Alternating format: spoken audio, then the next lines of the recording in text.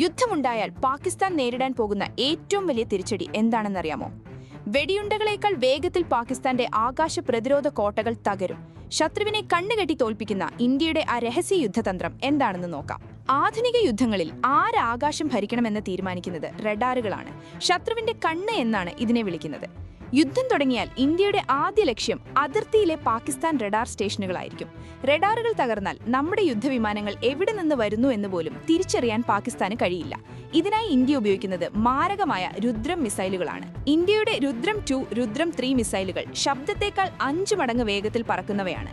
ശത്രുവിന്റെ റഡാർ സിഗ്നലുകൾ ക്ലാക്ക് ചെയ്ത് അവയെ നേരിട്ട് ചെന്ന് തകർക്കാൻ ഈ മിസൈലുകൾക്ക് ശേഷിയുണ്ട്. ശത്രു റഡാർ ഓഫ് ചെയ്താലും അതിന്റെ ലൊക്കേഷൻ ഓർത്തിരുന്ന് കൃത്യമായി തകർക്കാൻ ഇതിലെ മെമ്മറി സിസ്റ്റത്തിന് സാധിക്കും.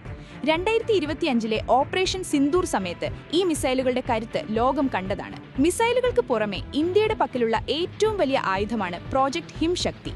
ഇതൊരു അത്യാധുനിക ഇലക്ട്രോണിക് യുദ്ധമുറയാണ്. 10,000 ചതുരശ്ര കിലോമീറ്റർ പരിധിയിലുള്ള ശത്രുവിന്റെ റേഡിയോ, സാറ്റലൈറ്റ്, സെല്ലുലാർ സിഗ്നലുകൾ പൂർണ്ണമായും ജാം ചെയ്യാൻ ഇതിന് സാധിക്കും. ചുരുക്കത്തിൽ ശത്രു സൈന്യത്തിന് തമ്മിൽ സംസാരിക്കാൻ പോലും കഴിയാത്ത അവസ്ഥ ഈ ഇന്ത്യൻ സിസ്റ്റം ഉണ്ടാക്കും. ഇന്ത്യ ഇപ്പോൾ ഉപയോഗിക്കുന്നത് ഡെഡ്ലി പെയർ തന്ത്രമാണ്. ആദ്യം ചെറിയ ഡ്രോണുകൾ വിട്ട് ശത്രുവിന്റെ റഡാറുകൾ ഓൺ ചെയ്യിക്കും. റഡാർ ഓൺ ആകുന്ന ആ നിമിഷം തന്നെ ഇന്ത്യയുടെ ആന്റി റേഡിയേഷൻ മിസൈലുകൾ പാഞ്ഞുവന്ന് അവയെ തകർക്കും. ശത്രുവിന് ചിന്തിക്കാൻ പോലും സമയം നൽകില്ല. എയർ ഡിഫൻസ് തകർന്നു കഴിഞ്ഞാൽ പിന്നെ ആകാശം ഇന്ത്യയുടേതാണ്. അതിനുശേഷം തേജസും റാഫേലും സുഖമായി പാകിസ്ഥാന്റെ ഉള്ളിൽ കടന്ന് ലക്ഷ്യങ്ങൾ തകർക്കും. ഭാവിയിലെ യുദ്ധങ്ങളിൽ വെടിയുണ്ടകളേക്കാൾ പ്രധാനം ഇലക്ട്രോണിക് വാർഫെയർ ആയിരിക്കും. അവിടെ ഇന്ത്യ ഇന്ന് അതിശക്തമാണ്.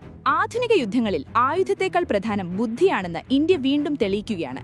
ഇന്ത്യയുടെ ഈ ഇലക്ട്രോണിക് കരുത്തിനെക്കുറിച്ച് നിങ്ങൾ എന്ത് കരുതുന്നു? കമന്റ് ചെയ്യൂ. കൂടുതൽ ആവേശകരമായ പ്രതിരോധ വാർത്തകൾക്കായി ചാനൽ സബ്സ്ക്രൈബ് ചെയ്യാൻ മറക്കരുത്.